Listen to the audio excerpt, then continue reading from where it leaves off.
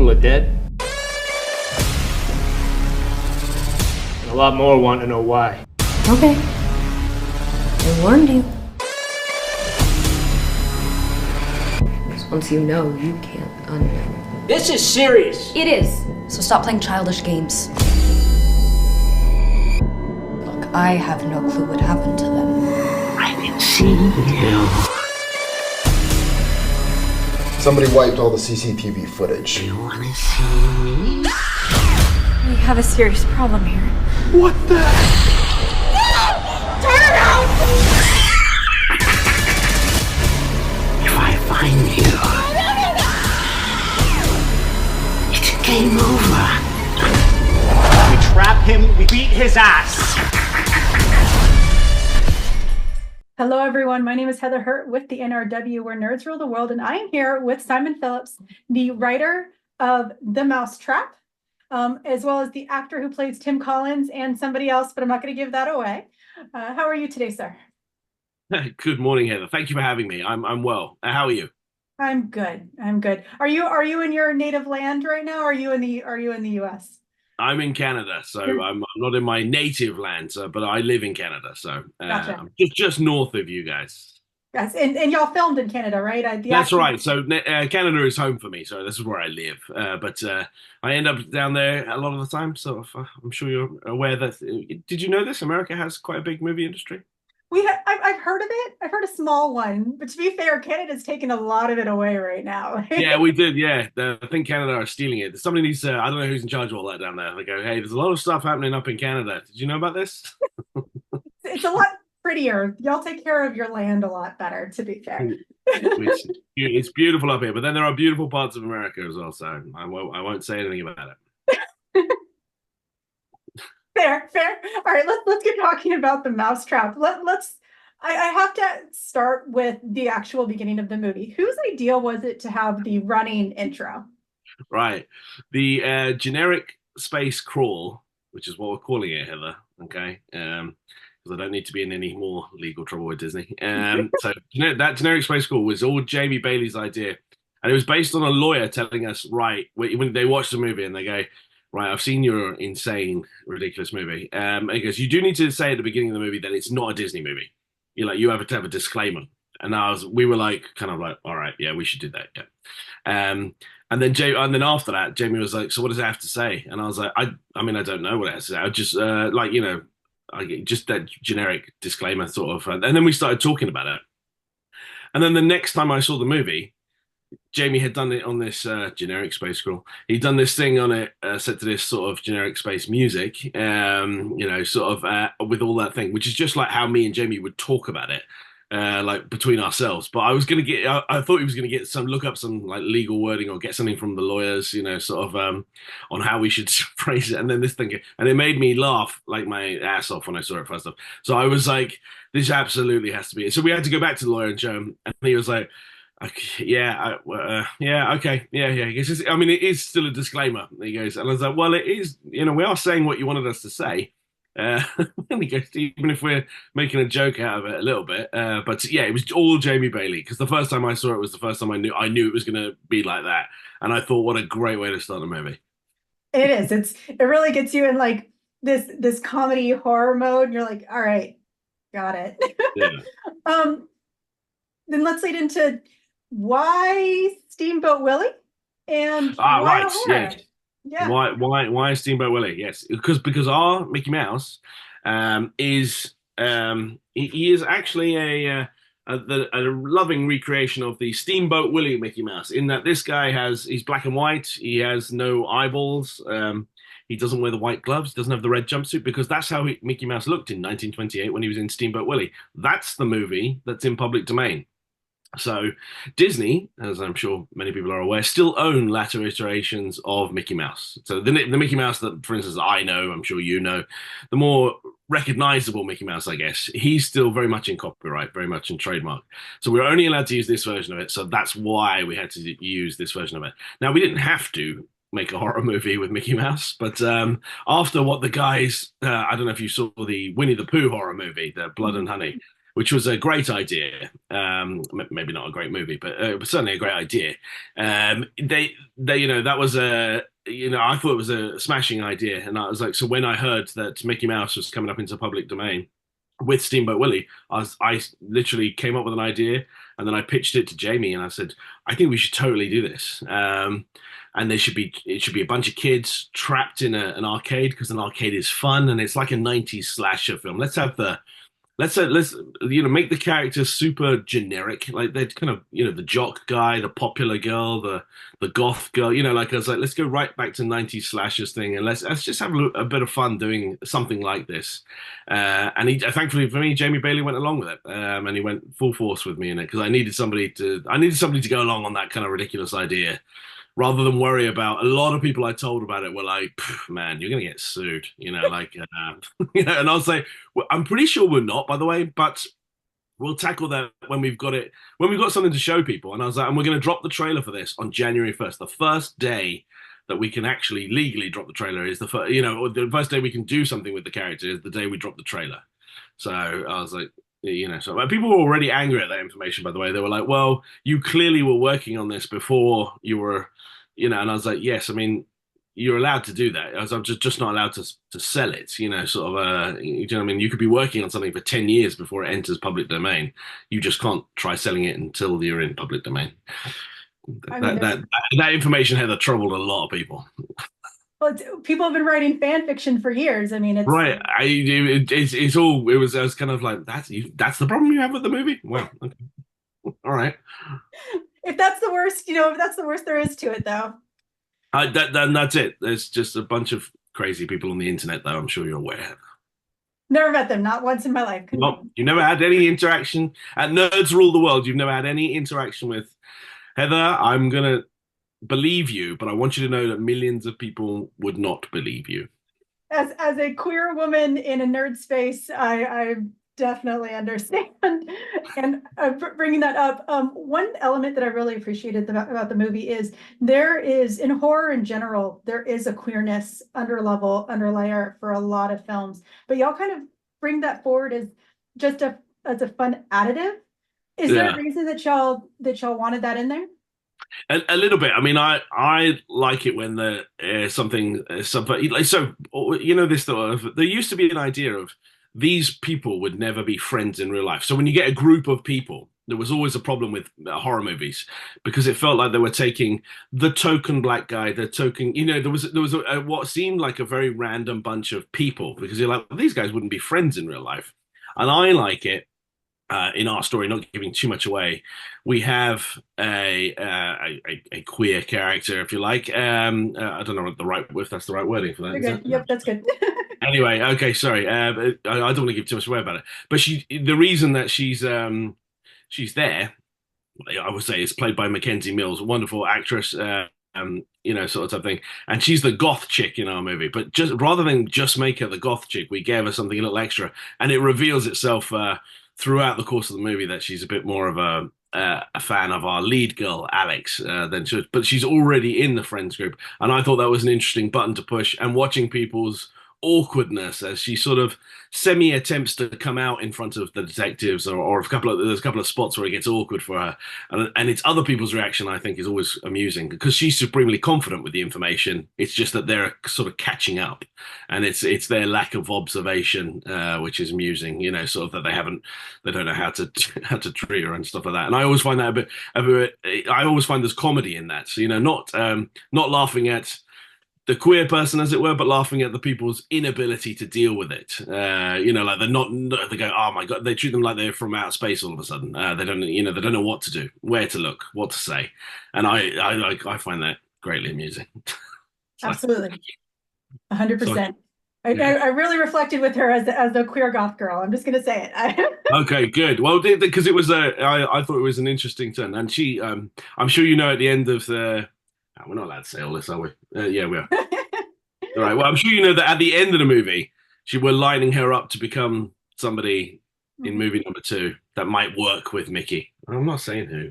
No, you're not saying anything necessarily. But if Mickey Mouse had a partner, a female partner, and we're lining her up to be that. And I did, Mickey and Minnie, they love each other, but maybe it's an androgynous love, sort of it doesn't have to be, people worry way too much about this stuff, Heather, way too much. That's very true. And let's actually talk about that. I don't want to spoil anything. But you did jump a little bit harder into the supernatural there at the end. Once again, not giving too much away. Why did y'all go for more the practical, like traditional slasher at the beginning? There were some elements, of course, like some very small elements at the beginning, but y'all really kind of dove into it at the end. Why that transition? Well, we gave him. So I don't think it matters to say what it was. Teleportation power, so that he could be anywhere, because that made it scarier. Because otherwise, I'll tell you, when you're making a monster in a movie, I've done this a few times, so I know that there's a couple of rules. You don't see them sleeping, you don't see them eating, you don't see them on the phone, you don't see them driving, you don't see them doing anything human. The less human you make them, the more scary that they are, So the other thing is, if he was just one person, he can't be everywhere. And there are 5. When it's 5 versus 1, it's like, well, just on numbers, you guys could, you could overpower him, unless he can move inexplicably quickly, and he can be anywhere. That way, there's no escape from him. And it fit in with my sort of theme of, well, I wanted to set this in the arcade, or like an amusement park, because that's an area of adult play. It should be safe, but it's, you're taking something like we're taking Mickey Mouse, you're taking something that should be safe and making it dangerous. And there's sort of fun in that. And also, this is like, I'm just a big fan of those 90s slasher movies. So, they don't always explain. If you watch some of those, they never, it's almost like that killer does have teleportation powers, because you're like, well, he was there, and now all of a sudden he's out, like somehow he's covered massive ground, and he's in front of the person all of a sudden, and he doesn't seem to be out of breath, like he's had to run there, but in reality, he must have had to run there. It's so I don't worry about it too much, Heather, is what I'm saying. But we gave him those superpowers because it made it more dangerous. But then we gave them a way to defeat that, again, without it. Again, they work out an Achilles heel to it as well. So it was a way to beat him as well. Absolutely. And you can really see how much fun y'all were having in this movie. But speaking of what you've done in the past, this is far from your first dive into horror. What have you brought from your what did you bring from your previous experiences into this movie?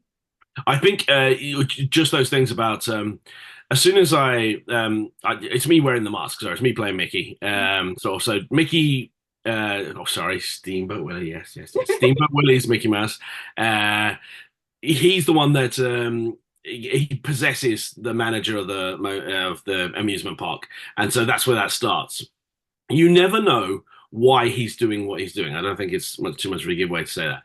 And sometimes I think that's more scary. And in the original stuff, they wanted him to talk a bit more. It's me doing the voice as well and everything. But the minute you start talking and explaining what you're doing or why you're doing it or something like that, you lose a bit of power. And that's something I got in previous movies. Is like sometimes like less is a lot more. Like again, I said about you don't see him sleeping, eating. You don't see him doing anything practical. Like even opening a door, it makes him a bit like everybody else all of a sudden. He can't magic himself through the door, but in this version he can, he can just be somewhere. And, not knowing what your enemy wants or why they want it, is a bit early Freddy Krueger and stuff like that. Like there was, why is this happening? And sometimes there isn't really a reason, and that's what makes it scary, because people try to understand and then negotiate with it, going, okay, this thing wants this, and I was like, nah, it's always sometimes what's scary when you're like, some people can't be negotiated with, and this is one of those examples. And I saw some great, while I was doing some research on the movie, I saw some great theories about what the killer's motives were, and none of them aligned. And I guess that's exactly what you were going for then. Yeah. By the way, we did have an idea when we were making the movie, because we were like, right, well, we don't have to say it, but we do have to know what it is. And so it's just so that we knew what it was, because then it gives us a sort of imaginary set of rules to follow, going, so why is he doing this? Now I'm not going to tell you what that is, Heather. But it's like we had a system. So going, because it kept us going, would he do this? Like, for instance, who's he trying to kill? And you're like, is it all of them? Or, sort of, is it anybody in the amusement park? Is there any order for why it happens? Sort of sort of stuff like that. So it helps us form those rules. Because you're like, well, yeah, okay. Why doesn't he just attack them all at the same time? What is it? And or is there a reason he picks one off the other? Is there a reason he's trying to leave Alex to the last? Sort of. And those answers help us that. But I do enjoy reading the theories on why it is. So there's been some pretty good ones. Absolutely. Let's so we talked about the fact that the gaming facility, the arcade, is where you wanted to do kind of for this 90s theme. Was there anything bigger than that? Could it have been like budget ways, or is it just because you really wanted like that small creepy scene? No. It's so I wanted to contain the characters in one environment, right? There's a couple of things I wanted to do. I wanted to contain them in one environment. I wanted to get rid of cell phones. I was like, because I'm a 90s slasher thing, I had to lose cell phones, so we had to find a way to do that. Because obviously, at any point you could be like, just call the police. So we had to get rid of all that, which we did. And I enjoyed that. But an arcade was actually difficult. When I came up with the idea, I pitched it to Jamie. Jamie said, well, where would we film this? And I was like, before we write the script, I will find that place so that we can write it around the environment. And I went looking at to arcades. And it was incredibly difficult, actually, to film an arcade because we had to film at night when they were closed. We filmed like at 9 p.m. right through to 8 a.m. for a couple of weeks. And it was it wasn't cheap. It's expensive to shoot in a place like this, and it's not very practical. So it's noisy, which is my director of photography, Jamie, and stuff like that as well. He loved how it looks, like it was all neon lights and stuff like that, and they love that. They're like, okay, yeah, this is going to work. It's going to look like a music video, but so it's great. But it's noisy because all those machines make noise. Because if you've ever been in an arcade, I'm sure you know that. So it was incredible. We had to go around and try and how to find out how to keep the lights on the machines, but the noise, to turn the noise down. They're all computers, right? But it took an incredibly long time because, it's a room with 200 computers in it. So you have to go and find the mute button on each one, and the mute button on each one is in a different place, or you have to log into it sometimes. So it was incredibly impractical to film in there, but I really wanted it because it was thematically, it was like, it should be. It's reminiscent of a place. It's a playground still. There's a jungle gym in it and everything. So it's reminiscent of where you would play as a child. But they've sort of adultized it a little bit because it has adult type games, sort of there's, it's an adult playground now as well. There's even drink and there's a bar in it, sort of. So you made it sort of, it's that crossroads between it. And that's why it's Alex's 21st birthday. It's sort of that cross between her, from teenager, I guess, to womanhood. At 21, you're definitely an adult. So I mean, to me, that was important as well because also it's a safe space, and nothing more fun in a horror movie than making safe spaces dangerous. Yes, absolutely. No reason to make safe things more scary than they already are. Yeah. Speaking of lights, the color red. The color red is an important part of a lot of horror movies, but definitely for this film. Whose idea was that to make the red that red a theme? Yeah, that was Jamie Bailey. So the director there, and I called him the director of photography earlier. He's also the DOP because he comes at it from a cinematography background. So he's always very dialed into color schemes, but also what it means. So whenever you see red, there's usually some sort of problem, so without giving it away, it's a bit like, I'm sure you're a fan of Jaws, which I am, and every time you see the color yellow, something terrible is about to happen. So Jamie wanted to do that with lighting. So if you see red, something has happened or it's about to happen, definitely it's a bit of a giveaway that he's coming. Awesome. And it was a lot of fun. You could definitely, you felt it like more and more as you went in, and it was really cool. Let's talk about you and your character, Tim. Why, as the writer, as someone who is, behind the camera too, why did you want to play Tim? I wanted to play Mickey, right? And Tim was my way to do that. So we are allowed to say that I'm playing Mickey. Because it was the only thing I really wanted from this. So when I came up with it, I was like, Mickey Mouse. And I've done some horror movies before where I've had a mask on. So I kind of know I know what that's like, sort of, and I know how to do it sort of a little bit as well. There's a bit of that as well. But I wanted to honestly, Heather, on the CV, I've done a lot of exciting things, but I wanted to have Mickey on it as well, saying, "Oh, you once played Mickey?" I was like, because Jamie was saying at some point, he was like, it could be anybody in the mask. It doesn't have to be you. Are you better used somewhere else? Do you want to be in it? And I was like, well, I'm too old to be one of the group of friends, and I wanted to keep it at. I wanted that to keep it, and it was, to me, they needed somebody to be the manager, to be the that sort of thing. It made sense for the older guy to be there at the beginning, but then sort of get possessed by this thing, sort of. So it had like a real body behind it. But just in terms of me, I was like, I'll only get to do this once. Oh, maybe not once, but sorry. But no, we're not talking about that yet. But I'll only probably get to do it once, maybe twice. I don't know. So I love the idea of just playing Mickey, even if it's just even if everything that they have about it is just a poster of Mickey. I was like, well, I know that that's me behind the mask. Sort of So whether or not other people know it, it's fine. But I mean, I'll know it. So. It is right there on the IMDb, so you will always. Yes, I mean, I'll always. No one else will be able to claim it was them because it wasn't. So we didn't have a stunt guy in there. My God, I wish we did, because some of those sequences with the mask on were terrible. No, it looked like a lot of fun. All right, my last big question for you. What was your favorite thing? What is your favorite part of production? Your favorite day? Your favorite moment? What was that moment? I've got this as well. So, because I was thinking about this the other day, there's a moment where me and Jamie Bailey, who are both producers on the movie, right? We're talking about it very seriously. We're in the jungle gym, and we're arguing. We're having a quite serious argument about whether we're going to shoot this next scene or whether we're going to wrap early for the day.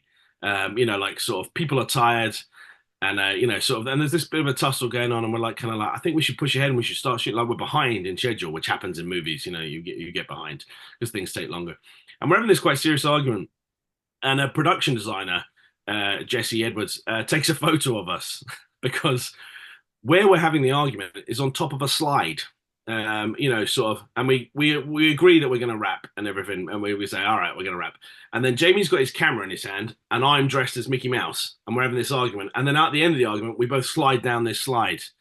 Just like, right, that's it. And we're going and she was like, I just wanted to let you know how ridiculous it looks that you guys are having quite a serious discussion at the top of a slide in a jungle gym. And then at the end of it, you're like, right, shall we go? And we're like, and we both slide down together. So just in case you take yourself too seriously at one point, she was like, please remember you're dressed as Mickey Mouse. He's got a camera in his hand. You both just slid down the slide to get out of that jungle gym. You're just two big kids playing. You're like, this is all make-believe. So it's definitely my favorite production moment for this movie. Oh, that is so sweet.